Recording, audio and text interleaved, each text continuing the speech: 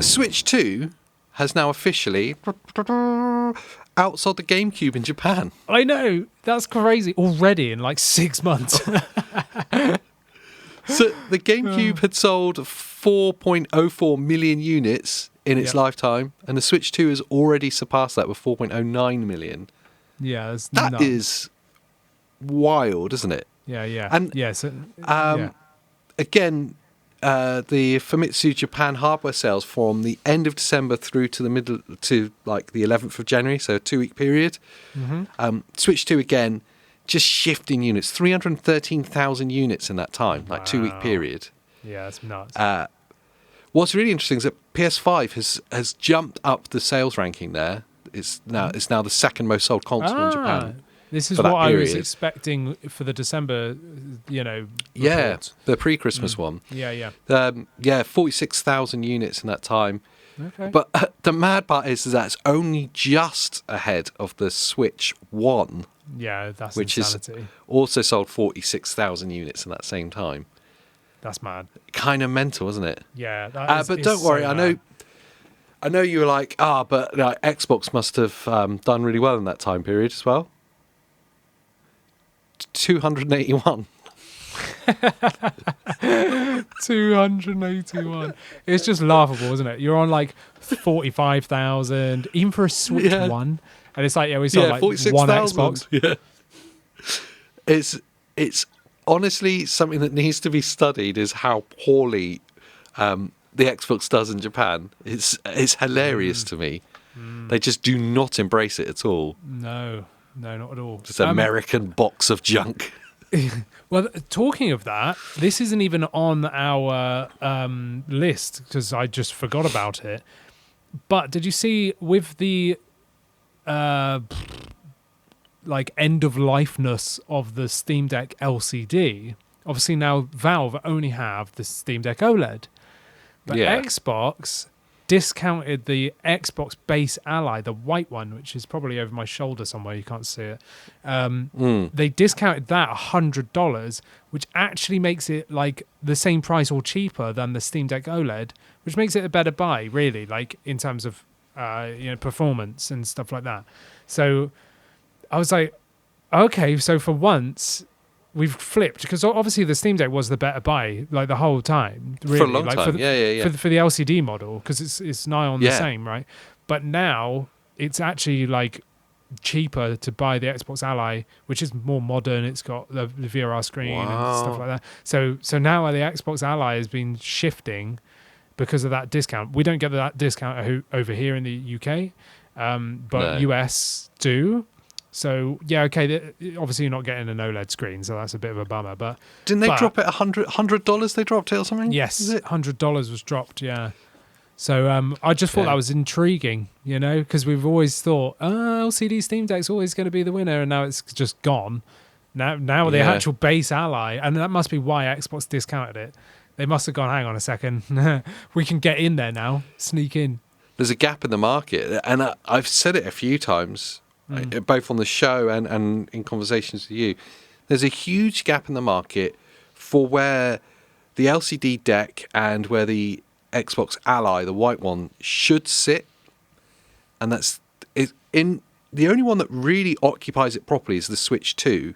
Yeah, for like a budget offering that still offers like decent performance. It's amazing what this thing could do. Like for the Switch 2 is a marvel. Yeah. That's there's something magical NVIDIA happening in there and optimized games. But like there is still a gap for a PC equivalent that would sit in that space. Yes. Yeah. And the only ones that really get close to it are like old products that you can still buy. That's what I was thinking. Yeah, Z1 Extreme variants.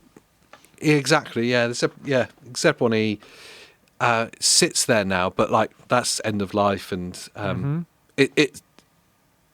I think it's just interesting that no one's there offering that. And I thought the Xbox Ally was going to do that properly. I did as well. The white one, yeah. I thought that was going to sit at like 400 and just be there. Yeah, and I thought like it would have a budget. Z1 Extreme in it. Do you know what I mean? I thought they would literally take the exact specs of the Z1 Extreme Ally and just put it in a new shell, maybe with something tweaked a bit, And then that would have absolutely destroyed Steam Deck at that price point. But no, they put that. And when people are asking us, which we get a lot, like, what should I buy right now? And you go, well, how much do you want to spend? Yeah. It would be so hard not to recommend this, especially if you had a Z1E. Like we quite often do when we do the roundups, it's still, like if you're looking at trying to save money, we still recommend the like Z1E Ally. Yeah. From back, like, was it 2 years ago now? Like, you still recommend that. Yeah, especially if you get a second hand and decent warranty and stuff. Like, I still got one. Was it 350 quid? Yeah. So I got my wife one, and that's her daily driver. Like, and she loves it. Yeah. And I've time and time and again said, "Do you want to upgrade to like the Ally X or an Xbox Ally X, whatever?" She's like, "Nah, totally fine with it." I mean, I did mod it, so I have done modifications to it, but it still holds its own so well. That original Ally is just so good value. Like, it really is.